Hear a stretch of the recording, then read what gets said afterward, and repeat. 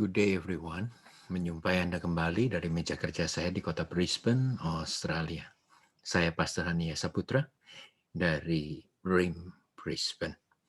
Ketika dua sejoli beriringan ke altar pernikahan, ya, buat untuk mendeklarasikan janji kudus mereka sebagai suami dan istri, kebanyakan penonton dan sanak saudara hanya melihat apa yang dari luar.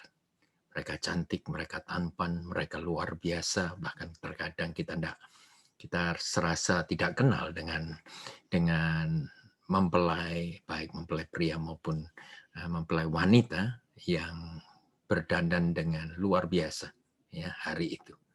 Menawan dan splendid sekali. Tetapi apa yang ada di benak sejoli ini merupakan satu misteri yang akan terungkapkan dengan berjalannya waktu. Jelas sekali bahwa journey pernikahan itulah yang akan menentukan mutu dan benar-benar dimensi daripada pernikahan kedua sejoli ini. Mungkin tidak ada pertanyaan yang terlebih penting daripada yang satu ini. Andai kata pembedahan satu hubungan ya akan dilakukan. Pertanyaannya adalah begini, apa yang Anda harapkan dari hubungan ini? Sementara waktu berjalan, ekspektasi itulah yang akan mengungkapkan siapa aslinya yang Anda nikahi. Atau diri Anda sendiri yang menikahi pasangan itu. Terkadang pernikahan kandas hanya dalam kurun waktu kurang dari 2 tahun. Dan jawaban yang sering sekali saya dengar ya adalah pasanganku berubah. Atau yang ini, yang aku sudah tidak kenal lagi siapa dia. Bukan seperti yang aku nikahi 2 tahun yang lalu. Atau yang ini, aku kira nikah dengan malaikat.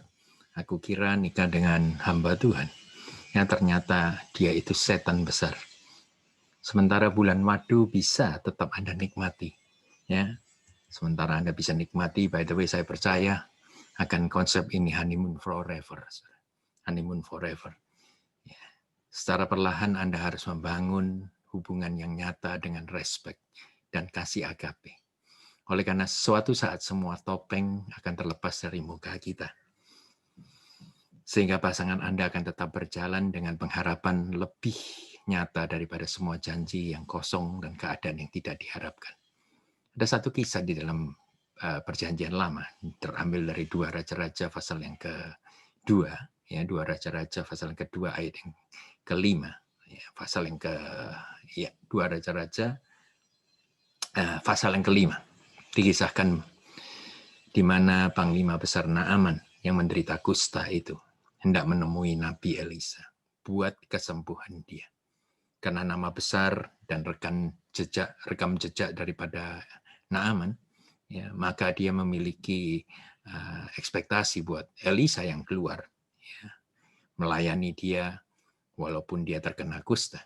Setidaknya hormatlah yang dia akan terima, Naaman akan terima. Tapi begitu kecewanya ketika sang nabi tidaklah kelihatan batang hidungnya, hanya mengirimkan ya pesan yang menurut dia sangatlah menghina ego daripada sang jenderal ini.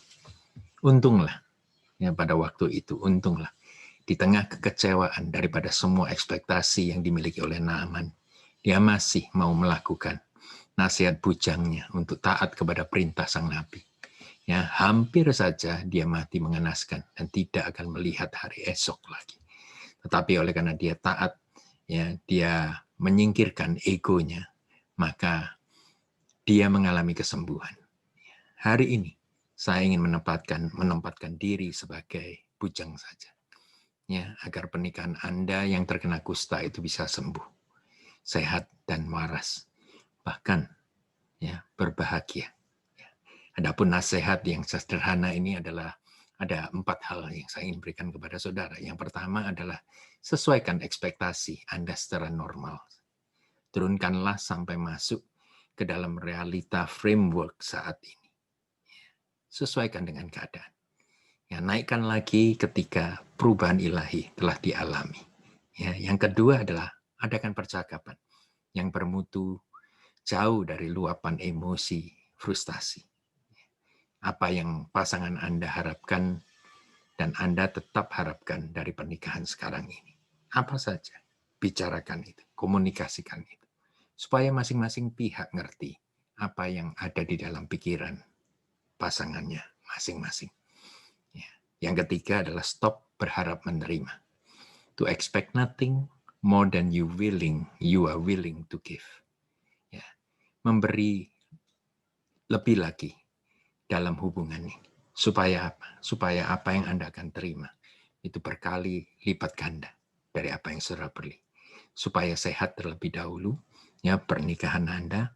Ya, maka jikalau pernikahan Anda sehat, maka akan bertumbuh, dan kalau itu bertumbuh, maka akan berbuah-buah. Yang menikmati siapa? Suami dan istri itu juga. Bahkan anak-anak akan menikmati hadirat.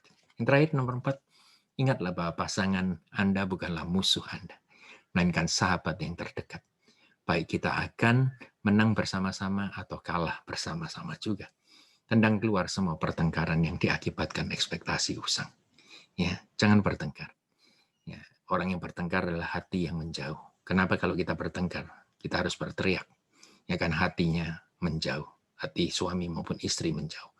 Tetapi kalau orang dalam cinta, saudara berbisik pun, ya melihat mata dengan mata pun sudah bisa tahu apa arti bahasa cinta. Menurut statistik yang ada, pembunuh nomor 1 dari pernikahan adalah bukanlah komunikasi yang parah, bukan juga keuangan yang lucu, satu hari ada, satu hari tidak ada, melainkan ini ekspektasi. Ini pembunuh yang nomor 1 dari pernikahan. Jadi sadari dan berjagalah akan musuh besar yang satu ini. Ya, sekali lagi, sesuaikan ekspektasi Anda secara normal, secara hari ini. Yang kedua, ya adakan percakapan yang bermutu, saling curhat ya, satu dengan yang lain, supaya saling mengerti apa yang ada di benak kita. Yang ketiga, stop berharap menerima saja, tetapi kita mulai memberi kepada pasangan kita. Yang terakhir, ingatlah bahwa pasangan kita bukanlah musuh, melainkan sahabat yang terdekat. Saya harap artikel ini, saya harap video ini bisa memberkati pernikahan Anda. Kalau Anda diberkati, bila sudah like, sudah share, sudah subscribe dari YouTube channel saya. Tuhan memberkati.